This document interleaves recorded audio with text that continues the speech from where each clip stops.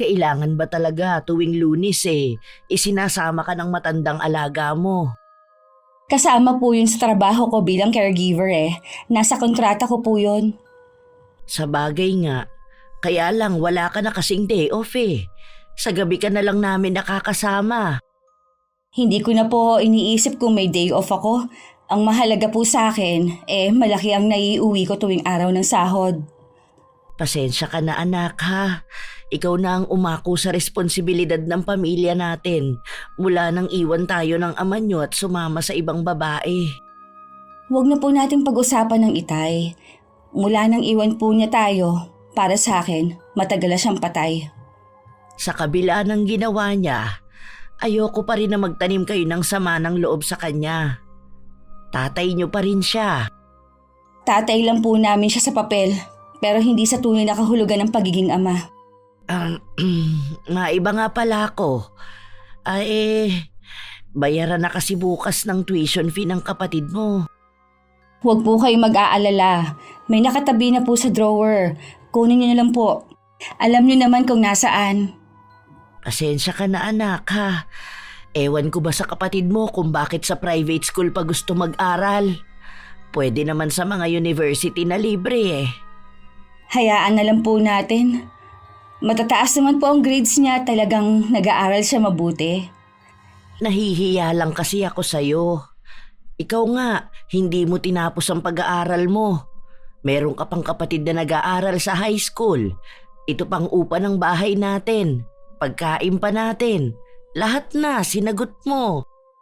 Hindi naman po ako nagreklamo kaya nga po nagtatrabaho para matugunan ang mga kailangan natin. Baka kasi mapabayaan mo na ang sarili mo. Nabibili mo pa ba ang mga gusto mo?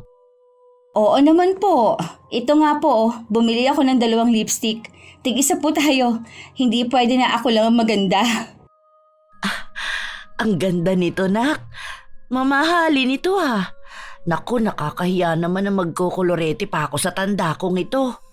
Wala naman akong asawa. Baka isipin ng mga tao lumalandi pa ako sa edad kong ito. Huwag niyo po silang intindihin, Nay. Ang importante po, wala naman akong inaapakan tao. Itatago ko ito.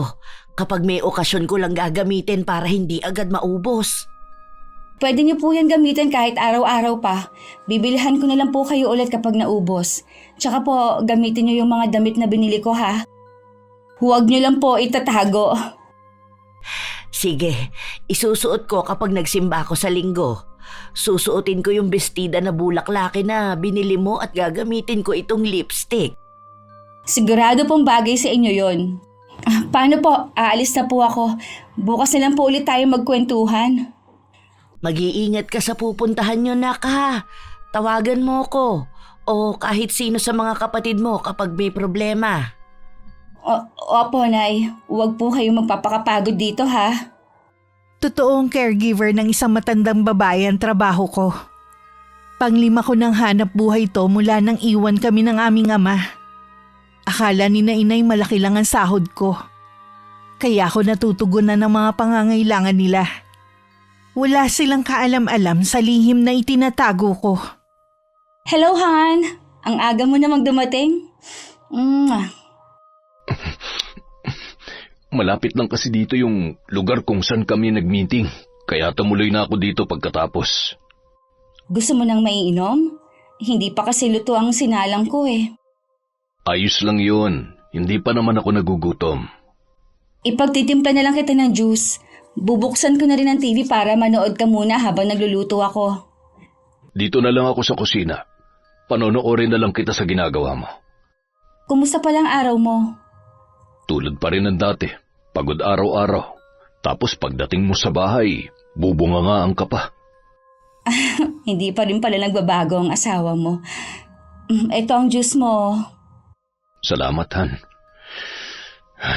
Kaya ako lang naman siya pinakikisamahan dahil sa mga anak namin Hindi kaya siya nagdududa na may kabit ka?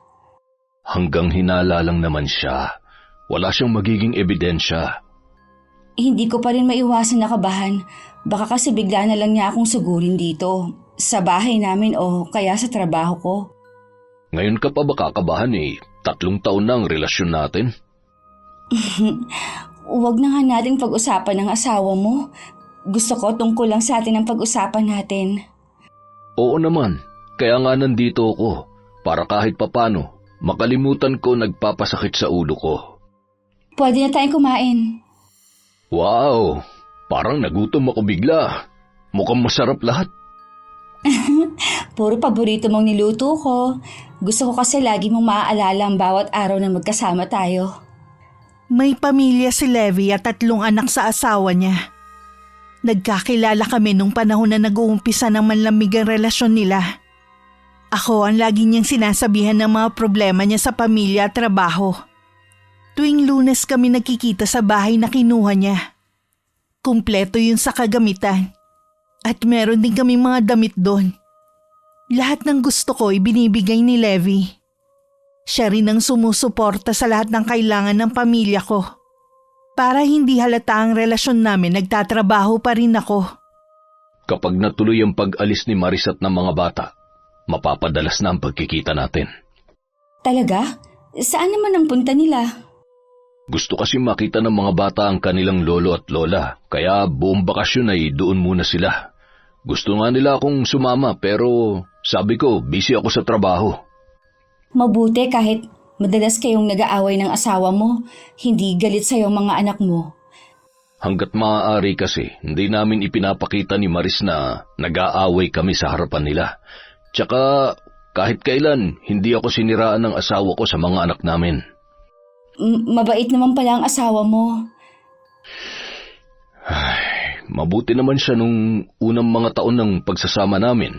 Hanggang unti-unti siya nagbago. Naging sobrang selosa at lagi na lang akong inaaway ng walang dahilan. Iyon ba ang dahilan kung bakit nawala ang pagmamahal mo sa kanya? Ang totoo niyan wala naman talaga akong pagmamahal sa kanya. Pinagkasundo lang kasi kami ng mga magulang namin noon. Uso pa pala yan sa mga mapepera. Oo naman. Minsan, sumasagi sa isip ko kung halimbawa isang araw magising na lang ako na iniwan mo na ako. Hindi ko alam kung paanong paghahandaan yun. Hindi mo naman kailangang paghandaan yan dahil hindi naman kita iiwan. May plano ka bang seryosohin ang relasyon natin? Seryoso naman ako sa iyo. Hindi ba halata? Ang ibig kong sabihin, yung hindi na natin kailangang itago ang relasyon natin, yun bang pwede tayong lumabas na magkasama, hindi yung lagi nilang patago ang pagkikita natin? Darating din tayo dyan. Sa ngayon, magtiis muna tayo sa pagkikita natin ng patago.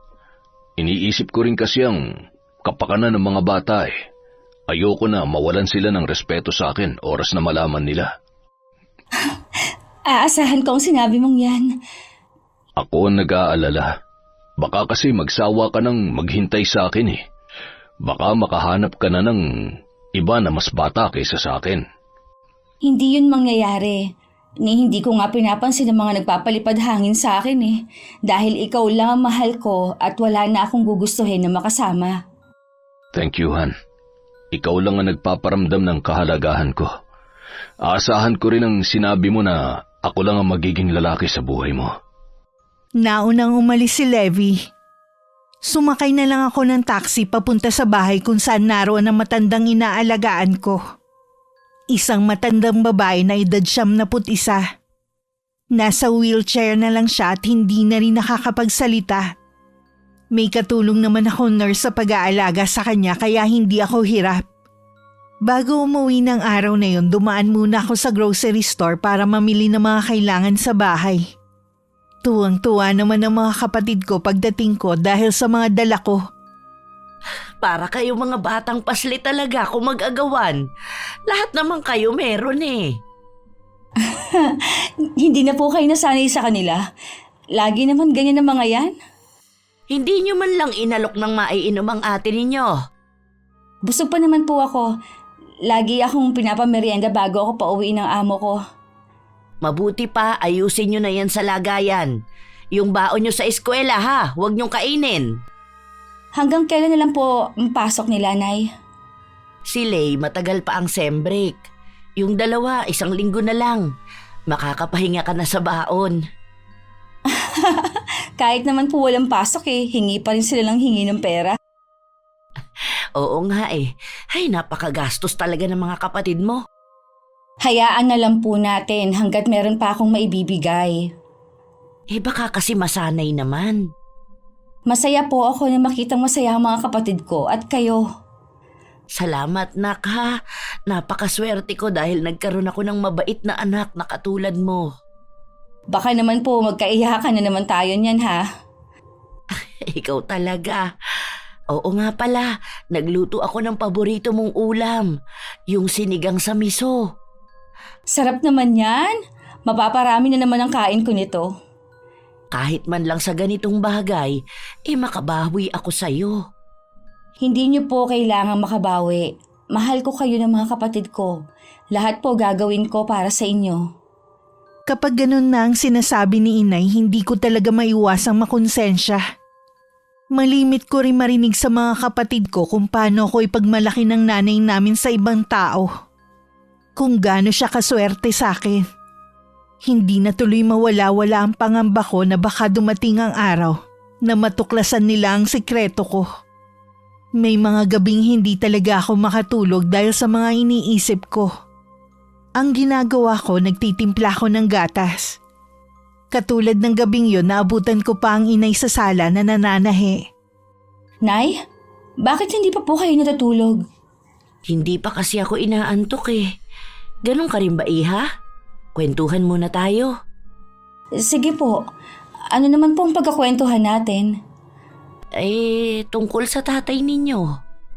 Hanggang ngayon po ba hindi niyo pa rin siya kinakalimutan? Hindi ganon kadali yon, anak. Kasal kami ng tatay nyo at nangako sa harapan ng Diyos. Pangakong hindi niya tinupad. Alam ko na matindi ang galit mo sa kanya. Pero ayoko na habang buhay na manatili ang puot dyan sa puso mo. Palagay ko, yan ang dahilan kung bakit hindi mo magawang tumanggap ng manliligaw. Hindi po yun ang dahilan. Mas gusto ko lang po na kayong i-priority ko. Pwede mo naman pagsabayin eh. Katulad ni Benjo, matagal na siya nagsabi na aakyat ng ligaw sa'yo. Pakisabi na lang po na sa iba na lang siya manligaw. Hindi kamo ako interesado sa kanya. Bakit ayaw mo sa kanya? Mabait naman yung tao at may matatag ng trabaho. Ni minsan din, hindi ko nabalitaan na nasangkot sa gulo. Gwapo siya at maganda ka. Bagay kayo. Nay, hindi ko nga po siya gusto. Ano bang hinahanap mong katangian sa isang lalaki? Wala po, ayoko pa lang pong tumanggap ng manliligaw ngayon. Sigurado ka ba na wala ka pang boyfriend? Baka naman nahihiya ka lang magsabi. Si nanay talaga. Ayoko lang po na mahati ang oras ko sa trabaho at sa inyo. Sa bagay nga, mabalik nga pala tayo sa tatay nyo. Nakausap ko kasi ang kapatid niya, ang tiyo Ruel nyo. Ano pong sabi niya? Iniwan na pala siya nung babaeng sinamahan niya. Pagkatapos ubusin ang pera niya. Di ba may trabaho naman siya? Ang sabi ng tiyuhin mo, matagal na raw walang trabaho. Natanggal daw kasi nahuling lasing habang naka-duty. Siguro nag-uumpisa na siyang kaarmahin. Matagal na rin na pala na gustong makipagkita ng tatay niyo sa atin para daw makahingi ng kapatawaran. Talaga? Hihingi siya ng kapatawaran? Tapos anong sunod? Dito na ulit siya titira sa atin? Wala namang binanggit ang tiyuhin mo. Gusto lang siguro kayong makita ng tatay ninyo. Ay, kung gusto po ng mga kapatid ko na makita ang itay, sila po ang bahala pero ako ayoko siyang makita. Hindi mo na ba talaga magagawang patawarin ang itay mo? Bakit kayo, Nay? Napatawad niyo na ba siya? Matagal na anak. Ayoko na habang buhay mamuhay tayo sa puro galit at hinanakit. Sana balang araw, ganun ka rin. Nung nakahiga na ako, lalong hindi ako nakatulog. Laman ng isip ko ang mga pinag-usapan namin ni inay. Dati malapit ako sa aking ama. Sabi nga ng mga kapatid ko, ako ang paborito ni itay. Pero nagbago yun sa isang iglap. Kahit kulang sa tulog, pumasok pa rin ako sa trabaho. Nang malapit na ako umuwi, nagulat ako nang tumawag si Levi.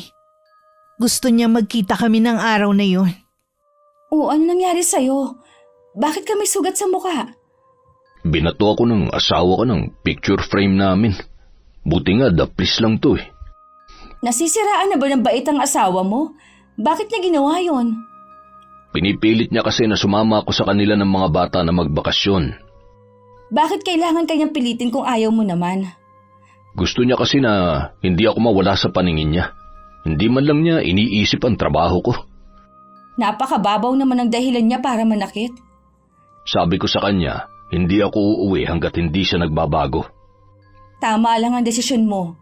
Teka lang ha, kukunin ko lang yung first aid kit. Salamat. Sa iyo lang ako nakakaramdam ng katahimikan. Pwede mo naman kasing maranasan yan habang buhay. Dito ka na lang umuwi. Kung alam mo lang na gustong gusto ko na. Kaya lang, inaalala ko mga anak ko eh. Siguro subukan mo rin na ipaunawa sa kanilang sitwasyon yun ng nanay nila. Mahirap kasi yung habang buhay ka na lang nagtitiis. May epekto rin kasi sa mga bata ang nakikita nilang pag-aaway ng mga magulang. Alam ko naman, kaya nga hanggat maaari, nagtitimpi na lang ako. Kaya lang kanina, hindi na ako nakatiis. Kesa masaktan ko siya, umalis na lang ako. Nasaan nga pala ang mga damit mo? Konti lang kasi ang mga naiwan mo dito eh.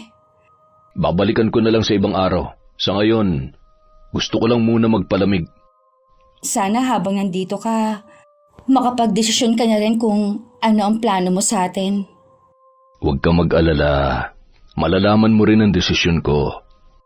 Dahil plano ni Levi na tumigil muna sa bahay, kailangan nandun din ako. Kaya nagdesisyon akong tawagan ng inay. At sabihing ilang araw akong hindi makakauwi sa amin. Naniwala naman siya sa dahilan ko na kailangan ako ng aking amo. Sinunod ko rin ang sinabi sa akin ni Levi na mag-resign sa trabaho ko. Kahit mabigat sa akin na iwan ang matandang inaalagaan ko. Napamahal na kasi siya sa akin. Magkape ka muna. Kanina ka pa nasa harap ng laptop mo eh. Salamat, Han. Kailangan ko kasing tapusin ang ginagawa kong trabaho. Kanina pa pala tumutunog ang cellphone mo. Bakit hindi mo sinasagot? Baka importante yon. Si Maris lang ang tumatawag. Ayoko masira ang araw ko lalo't may tinatapos ako. Magsasawa rin yun sa kakatawag. Baka tungkol sa mga anak mo ang dahilan ng pagtawag niya. Kung may kailangan ng mga anak ko sa akin, sila mismo ang tatawag. Tsaka bukas uuwi din ako sa bahay. Kukunin ko ng lahat ng mga damit kong naiwan. Talaga? Ibig bang sabihin yan tuluyan mo nang iiwan ng asawa mo? Ganun na nga. Naisip ko na hindi ko na mahal ang asawa ko. Ikaw nang mahal ko at gusto kong makasama habang buhay. Hindi ka magsisisi na ako ang pinili mo. Aalagaan kita habang buhay. Alam ko naman yon. Noon pa naman, ramdam ko na ang pag-aalaga mo. Sige na, bumalik ka na sa trabaho mo. Magluluto na rin ako ng tanghalian natin. Walang pagsidla ng sayang nararamdaman ko ng mga sandaling yun. Sa wakas kasi masosolo ko na rin si Levi. Darating ang araw na hindi na namin kailangan magtago. Kinabukasan nga umalis si Levi para umuwi sa kanila. Sabi ni Manang Elsa, dumating ka ng araw. Oh, bakit mo nilalagay ang mga damit mo sa maleta? Hindi mo pa ba alam? Iiwan na kita. Levi, huwag mo namang gawin sa akin ito. Sa amin ng mga anak mo. Kung yung ginawa ko ang ikinagagalit mo, patawarin mo na ako. Hindi ko na ulit gagawin yun. Sawang-sawa na ako sa pag-uugali mo. Hindi ko na maramdaman ang katahimikan sa bahay na to. Bakit? Sa kabit mo ba nahanap ang katahimikan na sinasabi mo? Ha? Wala akong kabit. Napapraning ka lang. Huwag ka na magsinungaling. Hindi lang isang beses nangyari na meron kang naging babae. Sino siya? Ha? Saan mo na naman napulot ang babaeng yon? Mas bata ba at mas maganda kaysa sa mga nauna? Sumagot ka! Wala akong aaminin dahil wala akong kabit. Iiwan kita dahil sa ugali mo. Kahit sino hindi tatagal sa'yo. Hindi ako naniniwala sa mga dahilan mo. Bakit mo ba ginagawa sa akin to? Ano pa bang kailangan kong gawin para mahalin at irespeto mo ako bilang asawa mo? Wala kang dapat gawin. Mas mabuti na maghiwalay na lang tayo kaysa naman lagi tayo nag-aaway. Gagawin ko to para sa mga anak natin. Ayoko na pati sila madamay sa away natin. Huwag mo nang idahilan ng mga anak natin. Kaya mo kami gustong iwan dahil sa babae mo. Bahala ka kung yan ang gusto mong paniwalaan. Huwag mo akong tatalikuran! Kinakausap pa kita!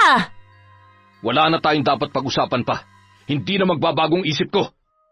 Lahat ginawa ko sa'yo! Binigyan kita ng gwapo at magagandang anak! Nang sabihin mo na gusto mo na tumigil na ako sa trabaho, sinunod kita! Tinalikuran ko ang dati kong buhay, pati mga kaibigan ko! Buong buhay ko, inilaan ko na sa'yo! Tapos ito lang ang mapapala ko sa lahat ng sakripisyo ko? Hayop ka! Patawarin mo ako. Hindi ko gusto na umabot tayo sa ganito. Kaya lang, mahirap naman kung magsasama tayo na wala ng pagmamahalan. Mahal kita, Levi. Ayoko mawala ka sa akin. Huwag mo tong gawin sa amin ng mga bata. Kailangan ka namin. Lagi pa rin akong dadalaw dito. Hindi ko kakalimutan ng mahalagang okasyon. Magiging ama pa rin ako sa mga anak natin. Iba pa rin kapag buo ang pamilya natin. Ano na lang ang sasabihin ng mga magulang natin? Sasabihin natin sa kanila na hindi na tayo nagkakasundo, na hindi na natin mahal ang isa't isa. Total, ikaw naman ang nakaisip niyan. Ikaw ang magpaliwanag sa kanila. Makipagtulungan ka na lang para maayos ng problema natin. Bakit ko gagawin yon? Para bigyan kayo ng pabor ng kabit mo? Hindi ko kayo patatahimikin habang nabubuhay ako. Sinabi nang wala akong kabit. Dahil sa ugali mo kaya gusto ko na makipaghiwalay. Sige, itanggi mo.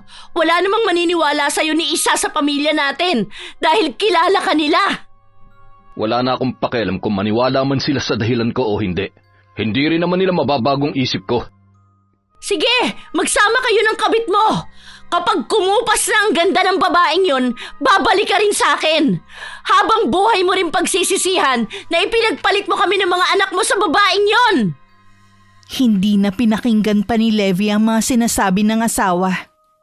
Mabuti na lang nasa eskwelahan pa ang mga anak niya at hindi narinig ang pagtatalo nilang mag-asawa. Tumuloy muna siya sa opisina. Tumawag lang siya para sabihin gagabihin siya ng uwi. Nagpaalam din ako na uuwi muna sa amin. Napagsisisihan ko lang pala dahil sa nadatnan kong eksena sa bahay. Anong ibig sabihin nito? Nay, anong ginagawa niya dito? Anak, gusto lang dumalaw ng tatay niyo. Kumusta ka na, anak? Buhay pa pala kayo. Alam ko na matindi ang galit mo sa akin. Sana mapatawad mo ko, anak. Huwag na kayong umasa na mapapatawad ko pa kayo. Pagdalaw nga lang ba ang dahilan ng pagpaparito ninyo? Gusto ko sanang bumalik sa inyo. Sabi na nga ba, pagkatapos ninyong magpakasaya kasama ng kabit ninyo at ubusin ang pera ninyo, babalik kayo sa amin? Ang kapal naman yata ng pagmumukha ninyo. Matagal ko nang pinagsisihan ang ginawa kong pag-iwan sa inyo. Huli na ang pagsisisi nyo. Ang mabuti pa, umalis na lang kayo at huwag na magpapakita. Ava, huwag ka naman ganyan magsalita. Kahit anong ginawa niya, ama niyo pa rin siya. Mula nang iwan niya tayo, tinapos na niya ang pagiging ama niya sa pamilyang to. Hayaan mo sana makabawi ako. Bigyan mo pa ako ng isa pang pagkakataon. Kung kailang kaya ko nang itaguyod ang pamilyang iniwan mo, hindi mo na kailangang bumawi pa. Kahit wala ka, kaya kong ibigay ang pangangailangan ng inay at ng mga kapatid ko. Hindi lang sa pera o material na bagay ko gustong bumawi, kundi sa mga panahon na nawala. Gusto kong ipakita sa inyong labis kong pagsisisi na iniwan ko kayo. Gusto ko rin iparamdam kung gaano ko kayo kamahal. Ava, anak, nakikiusap ako sa'yo. Hayaan mo nang dumalaw dito ang tatay niyo. Bahala na kayo, Nay. Total parang baliwala naman lahat ng ginawa ko sa pamilyang to. Hindi yan totoo, Ava. Ava, bumalik ka! Hayaan na lang muna natin siya. Baka nabigla lang siya na makita ko. Bigyan natin siya ng panahon na makapag-isip. Pareho sila ni Lay na nagtanim ng sama ng loob sa'yo.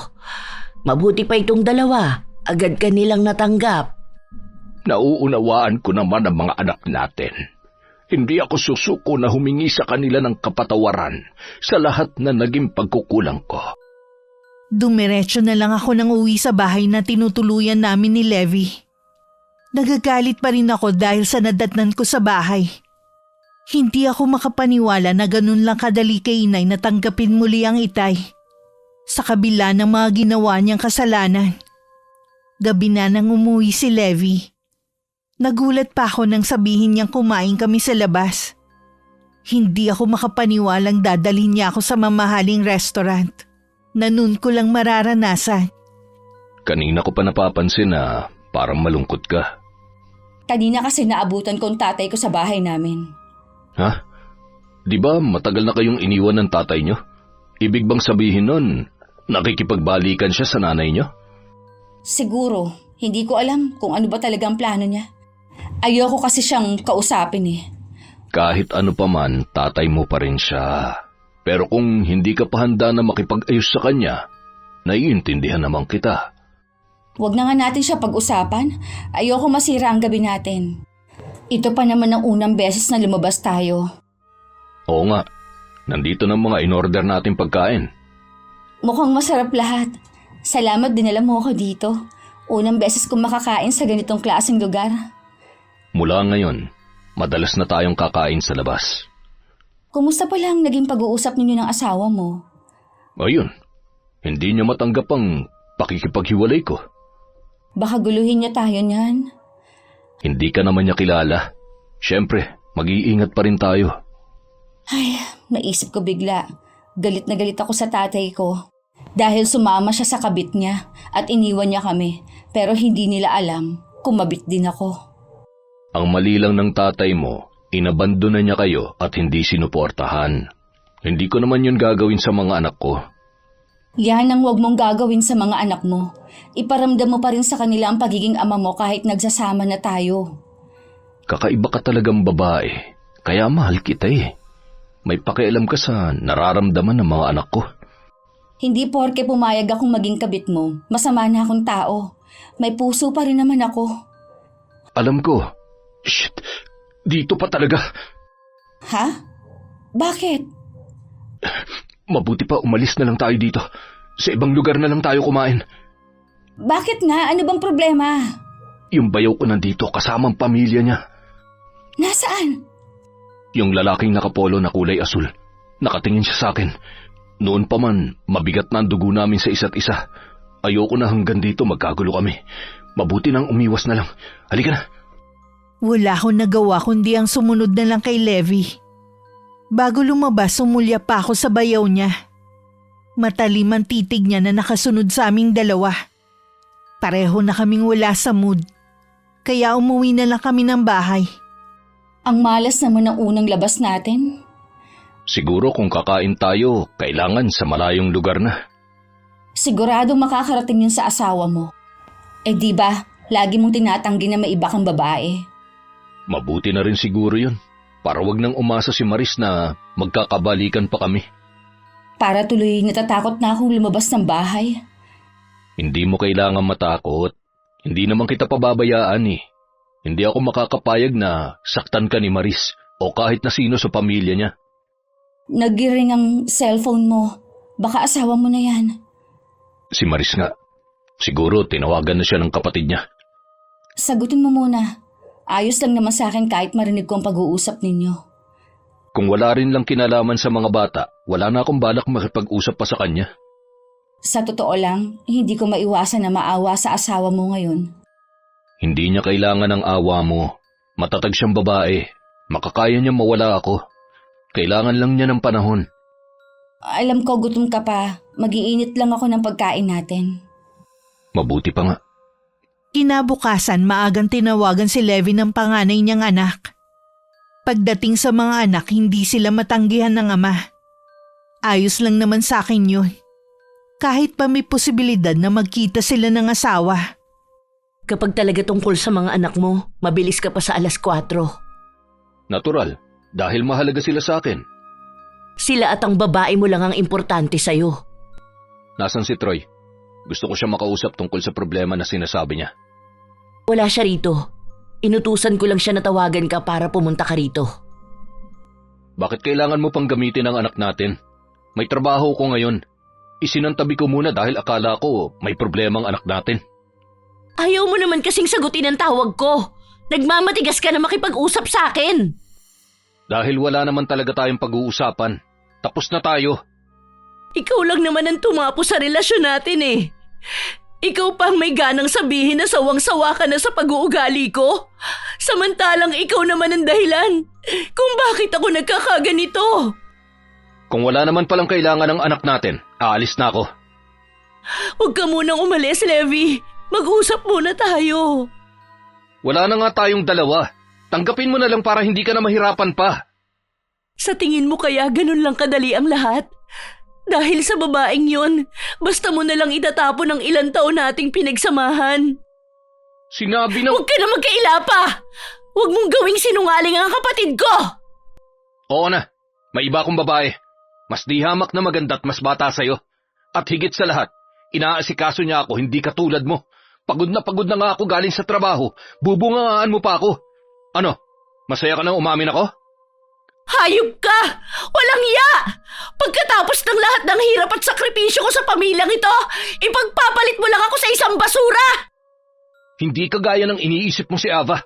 Malinis siyang babae at alam ko na hindi perang habol niya sa akin. Binanggit mo pa talaga ang pangalan ng babaeng yun sa pamamahay natin? Wala kang respeto! Yun naman pala eh. Kung ako sa'yo, tanggapin mo na lang na wala na tayo. Wala na akong pagmamahal sa'yo. Hindi ako papayag! Sinusumpa ko! Hindi ko kayo patatahimikin ng babae mo! Pagbabayarin ko siya ng mahal! Hindi na lang pinansin ni Levi ang mga pagbabanta ng asawa. Batid naman niya kasi na hanggang salita lang ang babae. Pagdating sa tinutuluyan namin, parang hapong-hapo siya. Kaya sinabihan ko siyang magpahinga muna at hihilutin ko ang ulo niya. Salamat, Han. Nawala ng sakit ng ulo ko. Akala ko nga kung napano ka kanina eh. Pulang-pula kasi ang mukha mo sa galit. Naging matindi kasi ang pagtatalo namin ni Maris kanina eh. Kung ano-ano rin na pagbabanta ang sinabi niya. Naiintindihan ko naman ang galit na nararamdaman niya eh. Kahit ako siguro ang nasa kalagayan niya.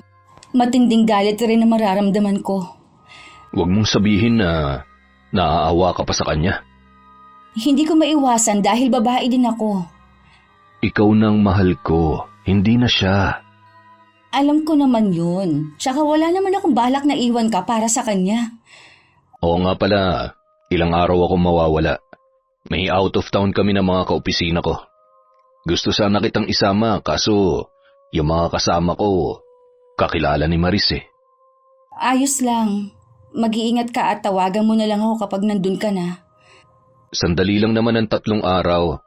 Habang wala ako, pwede ka namang umuwi sa inyo para hindi ka mainip dito. Ganun na nga ang gagawin ko. Namimiss ko na rin si nanay at ang mga kapatid ko eh. Bibigyan kita ng pera para may panggastos ka. Meron pa naman ako dyan. Sapat na yun sa panggastos ko.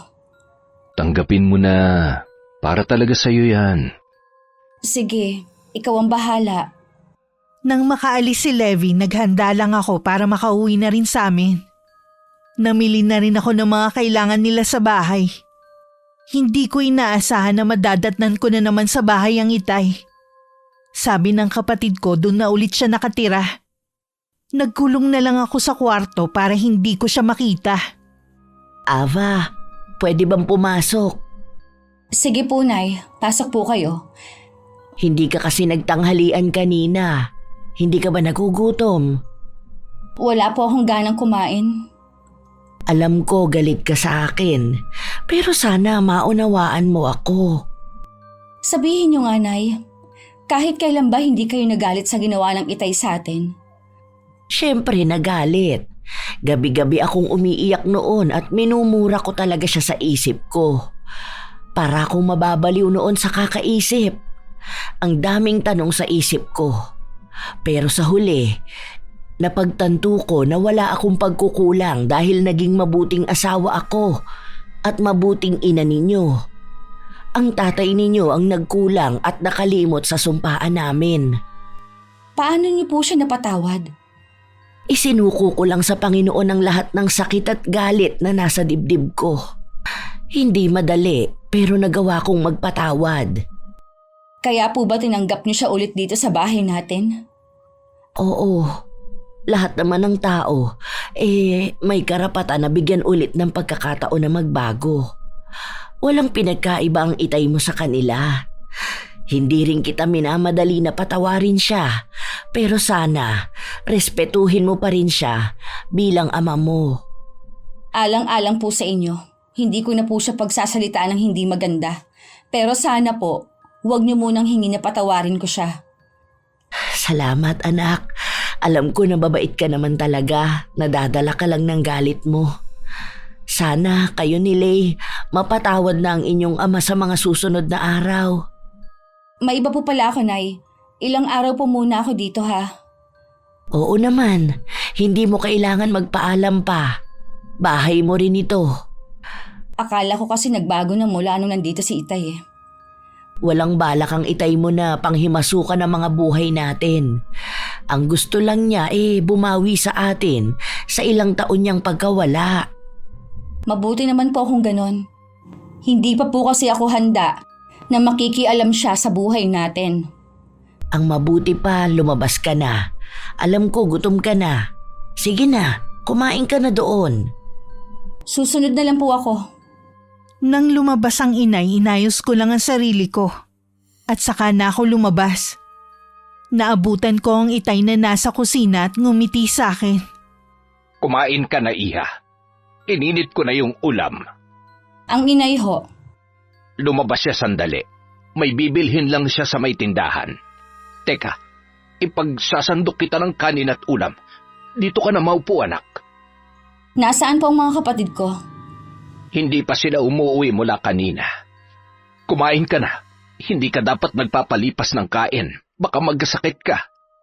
Hindi ko po alam kung bakit niyo to ginagawa. Malaki na naman ako para pagsilbihan ninyo ako.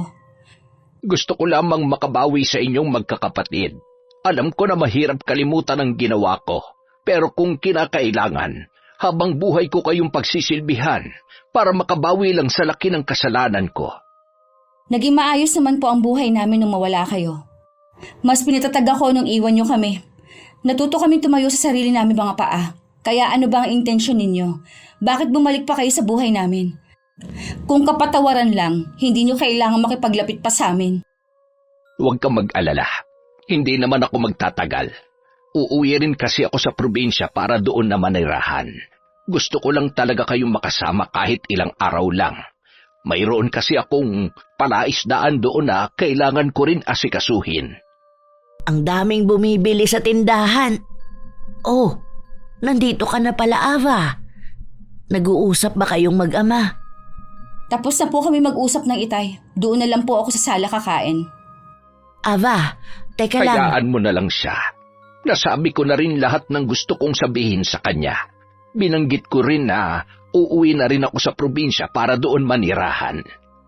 Sana naman habang narito ka pa, lumambot ang puso ng anak mo at mapatawad ka na niya.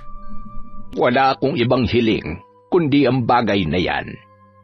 Sa loob ng 3 araw na nasa bahay ako nila inay, lahat ginawa ko para umiwas kay Itay. Hanggang sa umalis ako kay inay lang ako nagpaalam, kahit nandun siya. Ang inaasahan kong 3 araw na mawawala si Levi ay naging 1 linggo. Tumatawag naman siya sa akin lagi para mangumusta. Wala rin akong kamalay-malay ng mga sandaling yon na pumunta sa bahay namin si Maris. Hinahanap ko si Ava. Hindi ko kasi alam kung saan siya talaga nakatira eh. Kaya nagbabaka sakali ako na baka nandito siya. Kaaalis lang ng anak ko nung isang araw. Stay in kasi siya sa trabaho niya bilang caregiver. Ikaw pa lang nanay niya. Kung ganun, sa'yo ko na lang sasabihin ang sadya ko. Kaibigan ka ba ng anak namin? Ang mabuti pala, Ray, dalhan mo muna ng maiinom ang bisita natin. Huwag na kayong mag-abala pa. Hindi rin ako magtatagal. Ano nga ba ang kailangan mo kay Ava? Pakisabi sa anak ninyo na layuan ang asawa ko. Huwag niyang sirain ang pamilya namin. Ha? Tama ba ang pagkakaintindi ko sa sinabi niya, Lauro? Hindi kayo nagkamali ng dinig. Kabit ng asawa ko ang anak ninyo. Hindi magagawa ni Aba ang sinasabi mo. Disente ang anak ko. Hindi niya magagawang pumatol sa may asawa. Balita ko, iniwan niyo ang pamilya ninyo para sumama sa ibang babae. Tapos magtataka pa kayo kung totoong kabit ang anak ninyo? Ano bang kasalanan ng anak ko sa iyo? Bakit mo siya sinisiraan? Hindi ito paninira lang. Tanungin niyo kasi ang anak niyong malandi. Paano niya nagagawang ipakain sa inyo ang pera na galing sa asawa ko? Ha? Hindi man lang ba kayo nagtataka? Caregiver lang ang trabaho ng anak niyo pero lahat ng kailangan ninyo, pati pag-aaral ng mga kapatid niya, kaya niyang suportahan? Umalis ka na dito sa bahay namin. Huwag mong dungisan ang pangalan ng aming anak. Tingin niyo talaga sa anak niyo, Santano. Kung hindi niya lalayuan ang asawa ko, pagsisisihan niyang kumabit siya. Hindi kami naniniwala. Mabait ang anak ko. Hindi niya magagawa ang mga sinasabi mo. Alam niya ang pakiramdam na inagawan, kaya hindi niya magagawa ang mga yan. Umalis ka na. Bago ko makalimutan na babae ka. Babalik ako at guguluhin ko kayong lahat kapag hindi pa siya tumigil. Ang dami mo pang sinasabi. Umalis ka na lang. Lauro, hindi yun magagawa ng anak natin. Hindi niya magagawang manira ng isang pamilya. Hintayin nating dumating si Ava. Hayaan natin siya magpaliwanag. Kumalat sa lugar namin ang tungkol sa pagiging kabit ko. Pati tuloy mga kapatid ko ay labis na rin naaapektuhan. Nang mga sandaling yun wala pa rin akong alam. Patuloy pa rin kami sa ginagawa naming kasalanan ni Levi. Gusto ko sanang ipakilala ka na sa pamilya ko.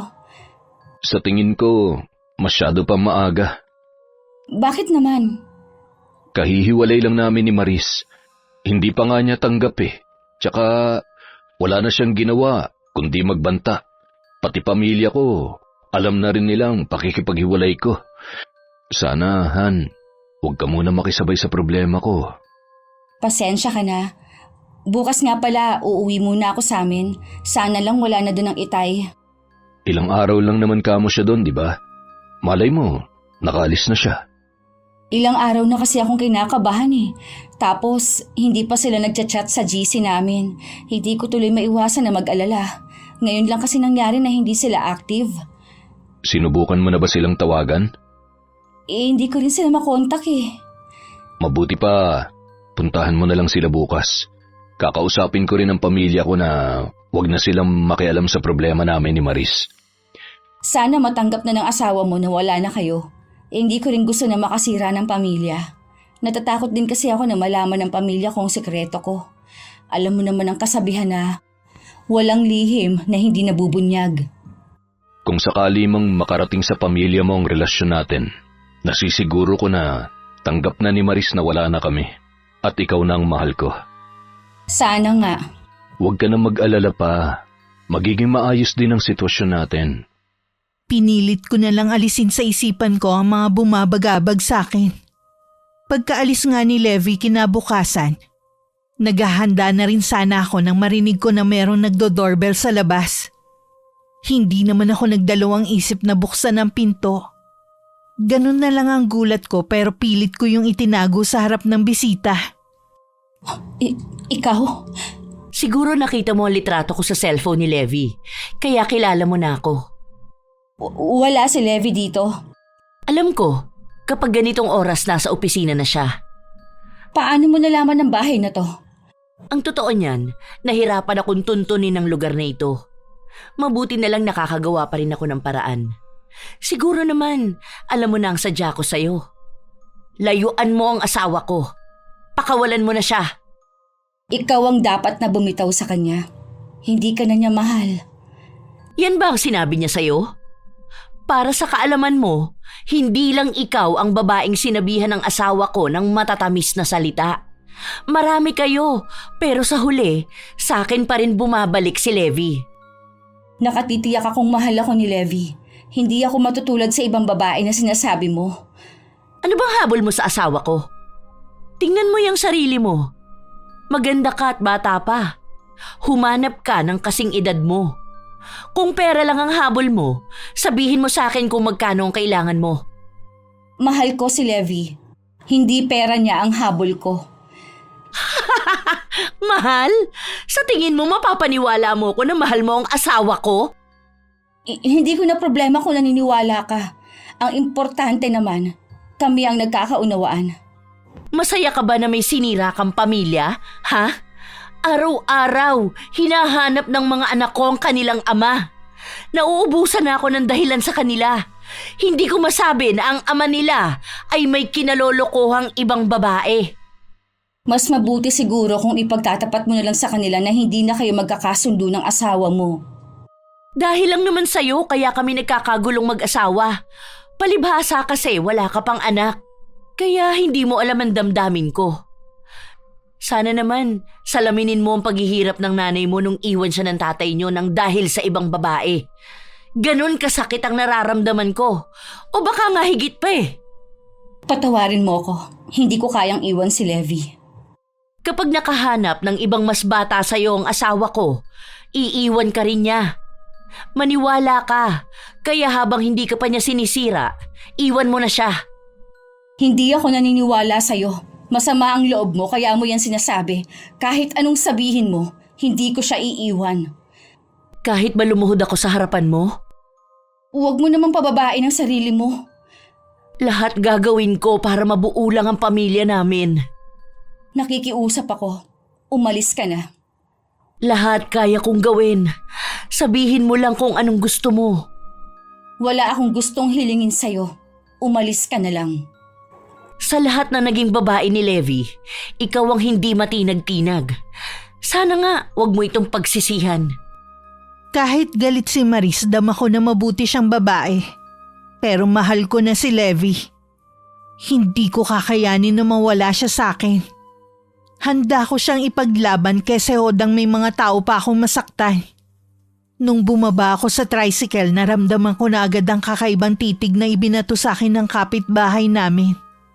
Nang makapasok ako, hindi man lang ako sinalubong ng mga kapatid ko na biglang nagpulasan ng alis. Kakaiba rin ang tingin sa akin ng inay. Ano pong nangyari sa kanila? Bakit sila umalis nang dumating ako? Ito nga po pala, namili na po ako ng mga kailangan dito sa bahay. Kumain ka na ba, Ava? May niluto akong ulam dyan. Alam ko, paborito mo yun. Akala ko po ba ilang araw na lang kayo dito at uuwi na rin kayo ng probinsya? Ay, hindi ko kasi maiwan ang nanay mo. Ganoon din ang mga kapatid mo. May sakit po ba kayo, inay? May problema ba dito sa bahay? Walang sakit ang inay mo. Wala naman pala. Baka naman dahilan nyo lang para manatili na kayo sa bahay na to. Sinabihan na kita na matuto kang rumespeto sa tatay mo. Inay, bakit parang may iba sa inyo? Akala mo siguro hindi namin malalaman ang sikreto mo. Paano mo naatim na pakainin kami ng perang galing sa masama? Di bali ng araw-araw tayong magdildil ng asin, basta wag mo lang pababain ang sarili mo. Hindi ko po kayo maintindihan, Nay. Alam na namin na isa kang kabit. Paano mo nagawang manira ng isang pamilya, ha? Nasa na ang mga pangaral ko sa'yo? Itinapon mo na lang ba yon ng dahil sa pera? Hayaan niyo po ako magpaliwanag. Ano pa bang ipaliliwanag mo? Maliwanag na ang lahat. Nasilaw ka sa pera, kaya ka pumayag na maging kabit. Mahal ko po si Levi, Nay. Mahal? Ano ka ba, Ava? Ang daming lalaki dyan. Para ka namang mauubusan. Alam ko po na malaking kasalanan ang ginawa ko pero hayaan niyo na ayusin namin to ni Levi. Paano nyo aayusin ang problema kung ikaw mismo ang may gawa? Maaayos lang ang problema kung lalayuan mo ang lalaking yon. Inay, hindi ko po magagawang layuan si Levi. Patuloy kang magpapakababa dahil sa lalaking yon. Ano? Habang buhay kang mamumuhay sa kasalanan. Binigyan mo na nga ng kahihiyan ng sarili mo. Pati mga kapatid mo, dinamay mo pa. Alam mo ba, wala na silang maiharap na mukha sa mga tao dito. Patawarin niyo po ako, Nay, kung pati kayo nadamay. Hindi ko naman sinasadya. Lagi kang ipinagmamalaki ng mga kapatid mo sa ibang tao. Ikaw ang huwaran nila bilang mabuting kapatid. Malaki ang respeto ng mga tao sa iyo rito. Tapos sisirain mo lang. Iwan mo ang lalaking yon. Umuwi ka rito. Huwag mong pababain ang moral mo. Hindi ko po yun magagawa, Nay. Pwes, itinatakwil na kita bilang anak ko. Wala akong anak na isang kabit. Inay! Wag po! Inay! Hayaan mo muna ang inay mo. Masyado lang siyang nasaktan sa nangyari. Halika muna sa kusina. Bakit po ganon? Misa lang ako nagkamali. Itinakwil na ako ng inay. Baliwala ba lahat ng sakripisyo ko? Hindi nila binabaliwala ang mga ginawa mo. Masyado lang silang nasaktan. Patawarin mo rin ako, anak. Walang dapat sisihin kundi ako. Hindi kita nagabayan. Marahil ay dahil na rin sa kakulangan ng pera kaya ka pumayag na maging kabet. Totoo po. Nasasaktan kasi ako na makita na nahihirapan si nanay at mga kapatid ko. Pero kalaunan naman po, minahal ko na si Levi. Alam ko na wala ako sa posisyon para payuhan ka o husgahan sa ginawa mo. Bilang ama, sana pakinggan mo ang sasabihin ko. Kahit mabuti pa ang intensyon mo, kung mali naman ang paraan mo, kasalanan pa rin yon. Isipin mo ang mga taong masasaktan ninyo. Ayokong dumating ang panahon na masigit kang masaktan sa bandang huli.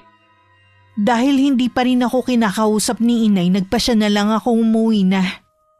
Nakiusap din ako kay Itay na wag muna siyang umalis sa bahay namin. Naabutan ko na rin sa tinutuluyan namin si Levi. Siguradong si Marisa nagsabi sa kanila. Nanggaling din siya dito. Iniutusan niya ako na layuan kita. Hindi na ako nagtataka kung paano niya natuntun ang tinitirhan natin. Kilala ko na siya.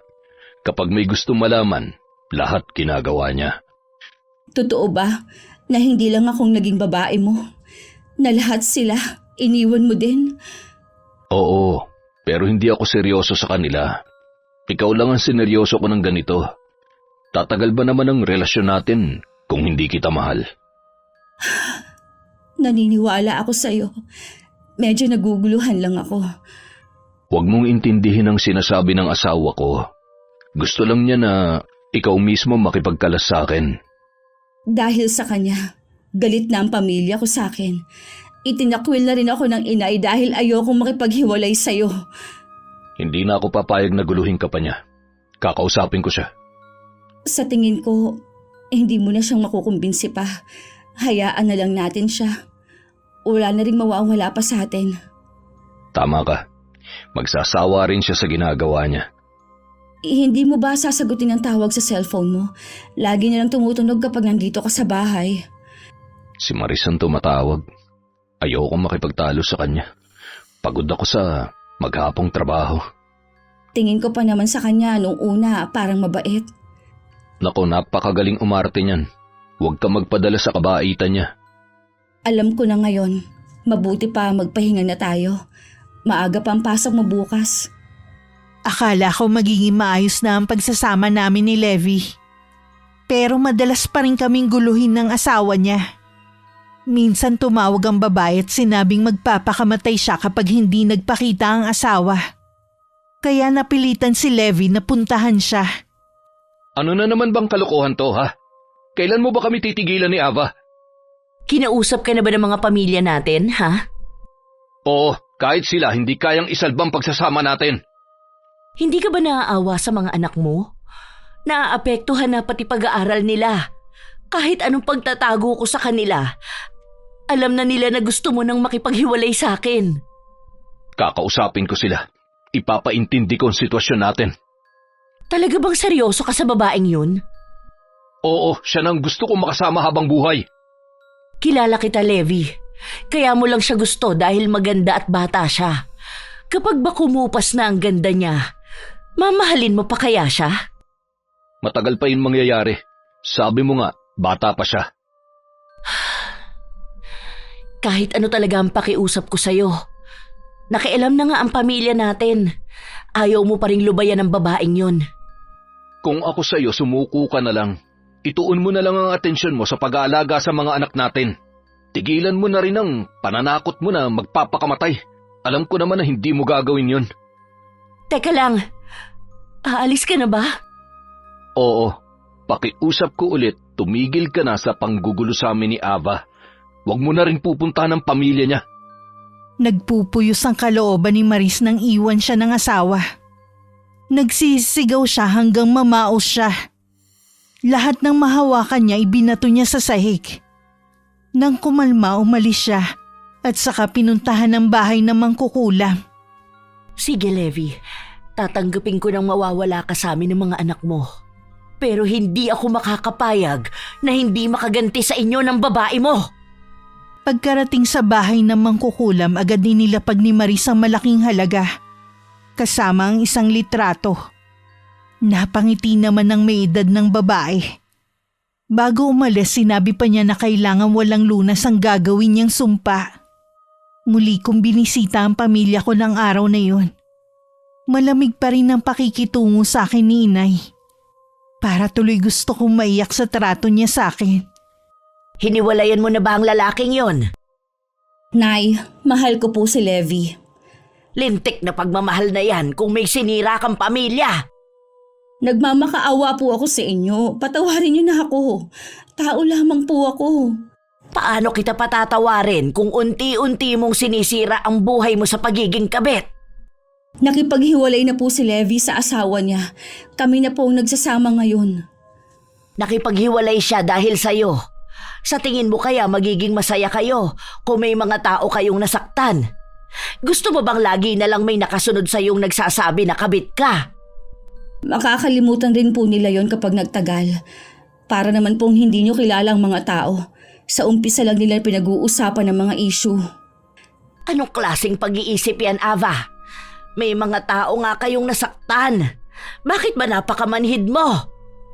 Tara, hayaan na lang natin si Ava. Naniniwala ako na siya mismo makakapagtanto ng mga mali niyang ginawa. Tingnan mo na lang ang nangyari sa akin. Mula ngayon, Ava, hindi na ako makikialam pa sa'yo. Bahala ka kung hindi ka takot sa karma. Ayoko rin na nagdadala ka ng kung ano-ano dito sa bahay. Mas gugustuhin pa namin magsardinas araw-araw. Inay naman, alam nung hindi ko kayo matitiis. Mas lalong hindi namin masisikmura na galing ang pera na yan sa lalaking yon. Huwag mo nang alalahanin ang inay at kapatid mo dito. Ako na ang bahala sa pangangailangan nila. Salamat po, Tay. Basta lagi mong iingatan ang sarili mo, anak. Maghihintay lang kami sa iyong pag-uwi. Aalis na po ako. Mag-iingat ka sa pag-uwi mo, anak. Ay, tingin ko sumusobra ka na sa anak mo. May damdamin din siya. Bakit? May damdamin din naman yung mga tao na sinaktan nila. Naroon na tayo. Pero kapag kasi nagmamahal ang isang tao, sarili lang niyang pinakikinggan niya. Wala siyang nakikitang mali. Naiintindihan mo ang anak mo dahil pareho kayo ng pinagdaanan. Oo, sana sa madaling panahon, magising na ang ating anak. Ayoko siyang maging miserable na katulad ko. Malungkot na naman ako umuwi sa tinutuluyan namin. Parang gusto ko nang mawalan ng pag-asa na magkakayos pa kami ni Inay. May ilang oras din ako nagmukmuk lang. Nang makita ko ang oras na malapit nang umuwi si Levi, tsaka ako naghanda ng hapunan. Naligo na rin ako. Pero habang nagpapahid ako ng lotion, may napansin ako na pulang pantal sa balat ko. Ano to? Kanina wala naman to ah. Nag-uumpisa na rin mga te.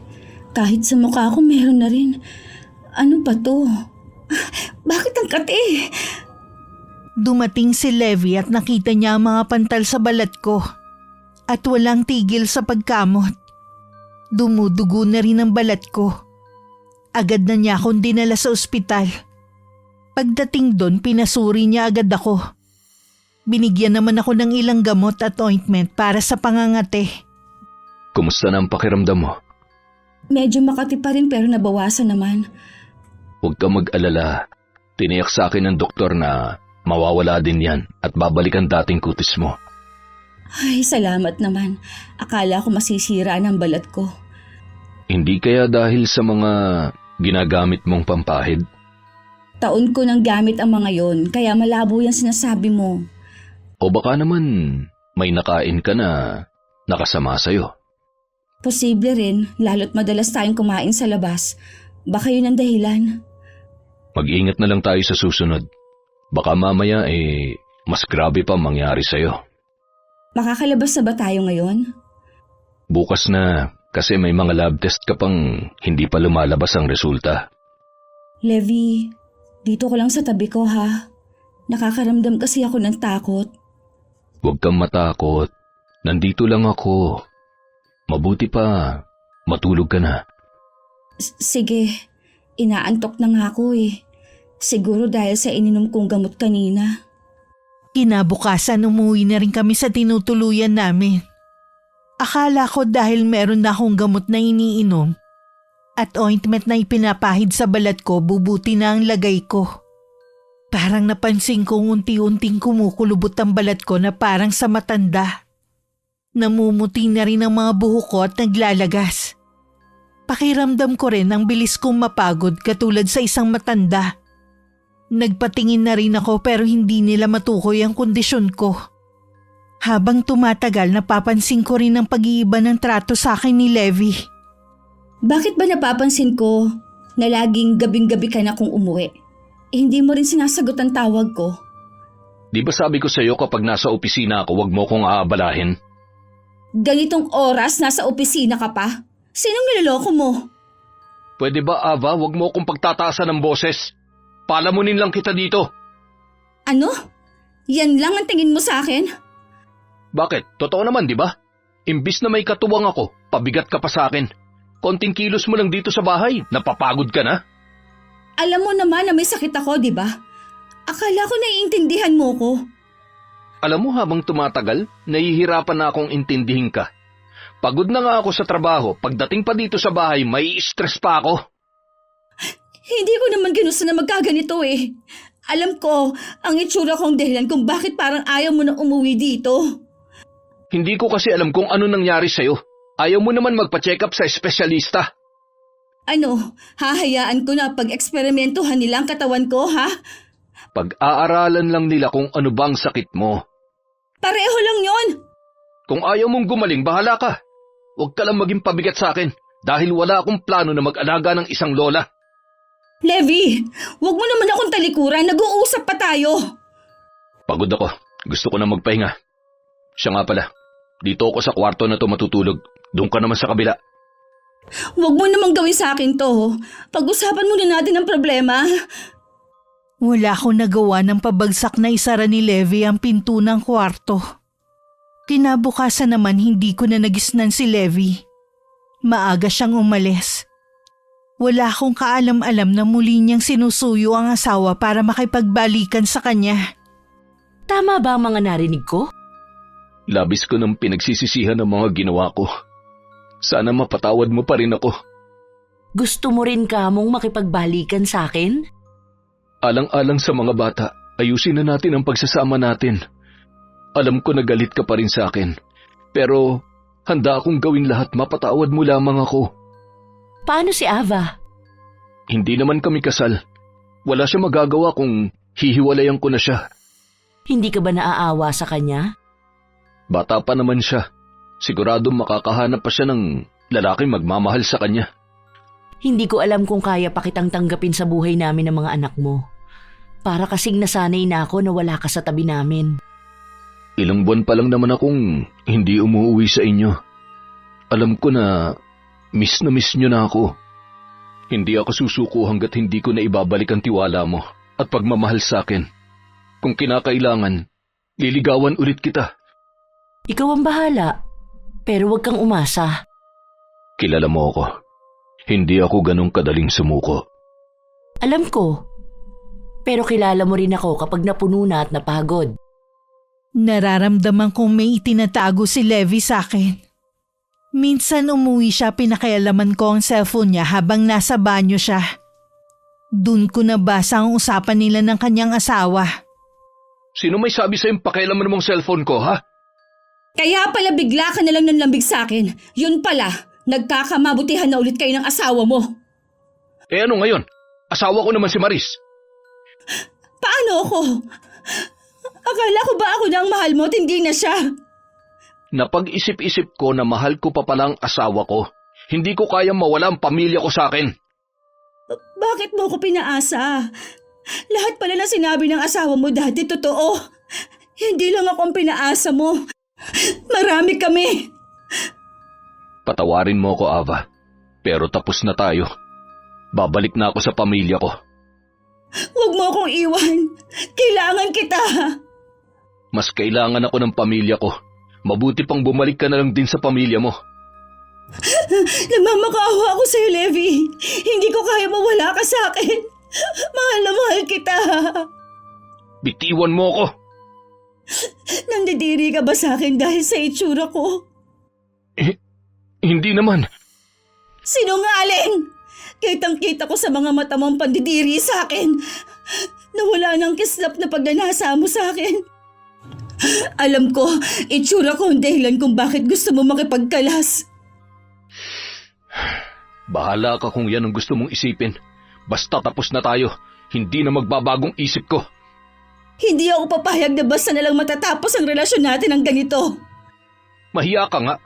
Huwag kang umasta na parang ikaw ang legal na asawa. Kabit ka lang naman. Pero nangako ka sa akin. Hindi lahat ng pangako tinutupad. Tanggapin mo na lang na hindi tayo nakatakda para sa isa't isa. Parang sasabog ang dibdib ko sa sobrang sakit na nararamdaman ko. Para ding tukso na bumalik sa alaala ko ang mga sinabi ng inay. Maging ang mga binitiwang salita ni Maris noon. Nagpasya ko na lisanin na ang bahay na yon. Naakala ko magiging pugad ng pagmamahala namin ni Levi. Habang inaayos ko ang mga gamit ko, biglang dumating si Maris. Tama pala ang sinabi sa akin ni Levi. Dinapuan ka nga raw ng kakaibang sakit. Mas mukha ka na tuloy matanda sa akin. Pasensya ka na. Nagmamadali na kasi ako umalis. Baka kasi dumating na ang taxi na tinawagan ko. Huwag ka mag-alala. Hindi rin naman ako magtatagal. Gusto lang kitang makausap sandali. Kausapin o insultuhin? Ayos lang naman kung pipintasan mo ako ngayon. Totoo naman kasi na malaki na ang pinagbago ng itsura ko. Ang taas kasi ng pangarap mo eh. Akala mo siguro, porket maganda at bata ka, makakabingwit ka na ng mayaman. Tingnan mo tuloy, kinarma ka. Itong tandaan mo, sa umpisa lang nagwawagi ang kabit. Sa huli, ang legal na asawa pa rin ang panalo. Tanggap ko na karma ito sa akin. Alam ko na huli na para humingi ng kapatawaran. Pero sana balang araw, mahanap mo sa puso mong mapatawad ako. Masyadong masakit ang ginawa mo. Baka hindi na kita mapatawad kahit kailan. Ayos lang kung hindi mo ako mapapatawad. Oo nga pala, ito ang susi ng bahay. Mas higit kang may karapatan dito. Dahil ayaw abutin ni Maris ang susi sa kamay ko, nilapag ko na lang yun sa kama. Bago umalis, nilingon ko muna ang buong bahay. Hindi ko maiwasan na mapangiti. Marami na kasing naipon na magandang alaala doon. Nung dumating ang taxi, nagpahatid na ako sa amin. Ang itay lang ang nadatnan ko sa bahay na ipinagtaka ko. Ava, ikaw ba yan? Ako nga po, Itay. Ano nangyari sa'yo? Bakit tumanda kang tingnan? Hindi ko rin po alam kung paano ipaliliwanag kung anong nangyari sa akin. Basta ang alam ko, nagkaroon po ako ng malubhang karamdaman. Sina inay, Wala na sila dito. Umuwi na sila ng probinsya. Ako na lang ang naiwan dito para hintayin ang pagbabalik mo. umuwi na sila. Iniwan na nila ako dito. Hindi, anak. Pinauna ko lang sila doon. Sabi ko, ako na lang ang maghihintay sa pagbabalik mo. Matagal ka nang hinihintay ng inay at ng mga kapatid mo. Paano pa po ako haharap ng ganito ang itsura ko? Kahit ano pa ang itsura mo, mahal ka namin. Ang tingin ko rin ay mayroong kumulam sa'yo. Ho? Sino po kaya ang gagawa nito sa akin? Iisang tao lang naman ang matindi ang galit sa akin.